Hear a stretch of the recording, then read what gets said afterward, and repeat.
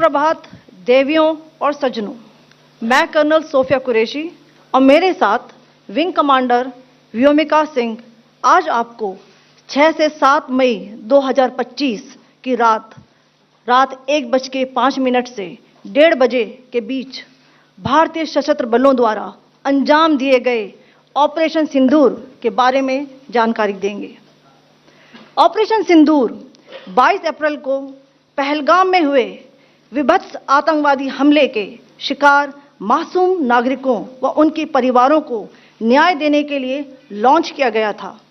इस कार्रवाई में 9 टेररिस्ट कैंप्स को टारगेट किया गया और पूरी तरह से इसे बर्बाद किया गया। पाकिस्तान में पिछले 3 दशकों से टेरर इंफ्रास्ट्रक्चर का निर्माण हो रहा है। इसमें recruitment, indoctrination centres, training areas व लॉन्च पैड शामिल थे, जो पाकिस्तान और पाक अधिकृत जम्मू कश्मीर POJK दोनों में फैले हैं।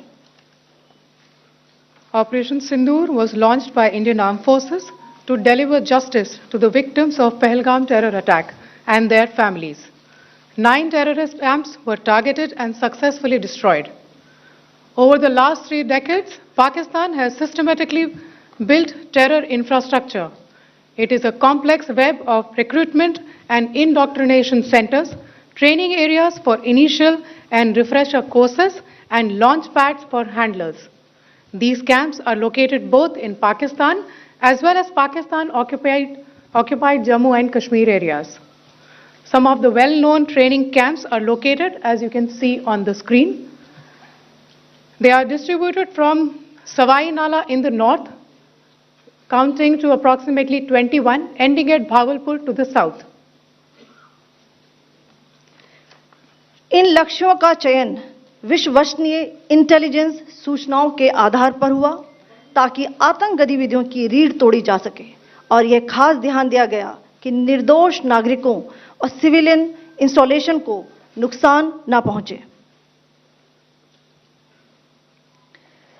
The selection of these targets for Operation Sindoor was based on credible intelligence inputs and role of these facilities in perpetrating the terror activities.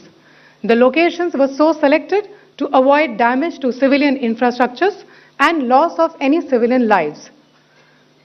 This was done with due diligence, and the camps selected for targeting and their engagement will now be shown to you one by one. POJK के target मैं आपको बताना चाहूंगी।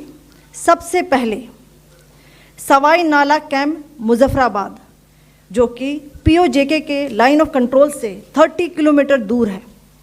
यह एक लश्कर-ए-तौयबा का training centre था।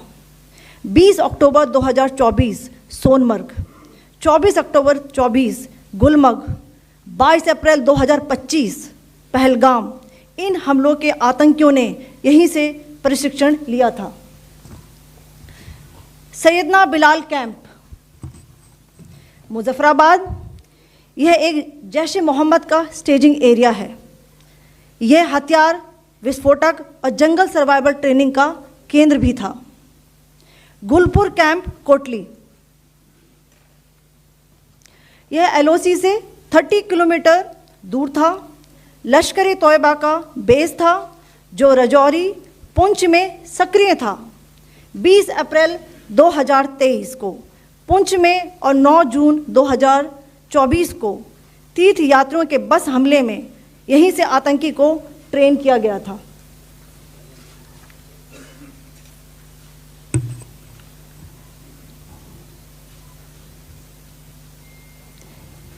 Barnala camp बिंबर, ये LOC से 9 किलोमीटर दूर है।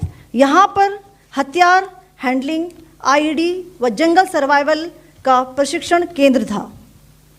अब्बास कैंप कोटली,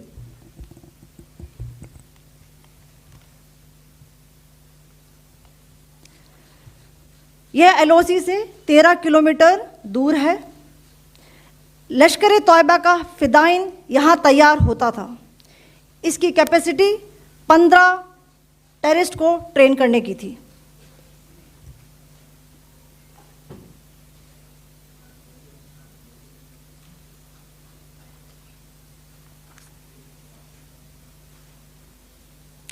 अब मैं पाकिस्तान के अंदर के टारगेट से अवगत कराना चाहूँगी। पहला, सर्जिकल कैंप सियालकोट। यह अंतर्राष्ट्रीय सीमा से 6 किलोमीटर की दूरी पर है, सांबा कठुआ के सामने।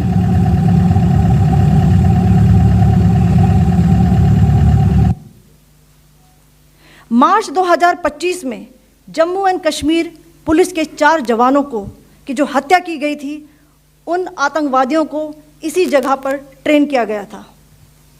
दूसरा, महमूना जाया कैंप सियालकोट। यह 18 से 12 किलोमीटर आईबी से दूर था। हिजबुल मुजाहिदीन का बहुत बड़ा कैंप था। ये कठुआ जम्मू क्षेत्र में आतंक फैलाने का नियंत्रण केंद्र था। पठानकोट एयरफोर्स बेस पर किया गया हमला भी इसी कैंप से प्लान और डायरेक्ट किया गया था। मरकज ताइबा मुरीद के, यह आईबी से 18 से 25 किलोमीटर दूरी पर है। 2008 के मुंबई हमले के आतंकी भी यहीं से प्रशिक्षित हुए थे। अजमल कसब व डेविड हेडली भी यहाँ ट्रेन हुए थे।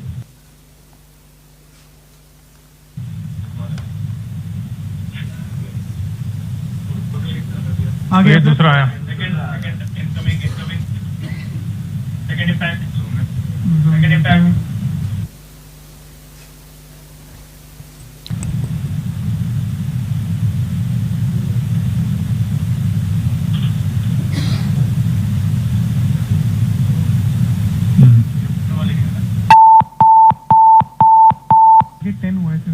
टारगेट 10 हुआ, एंक्लोजर सेम ही है। 7 it is hit the target. हाँ हाँ।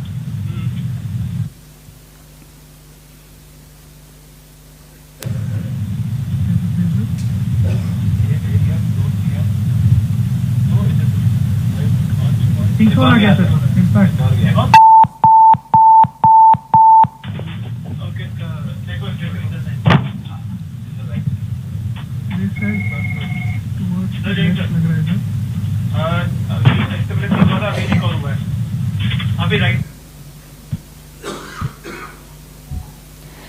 मरकज सुभान अल्लाह भावलपुर, ये इंटरनेशनल बाउंड्री से 100 किलोमीटर दूर है।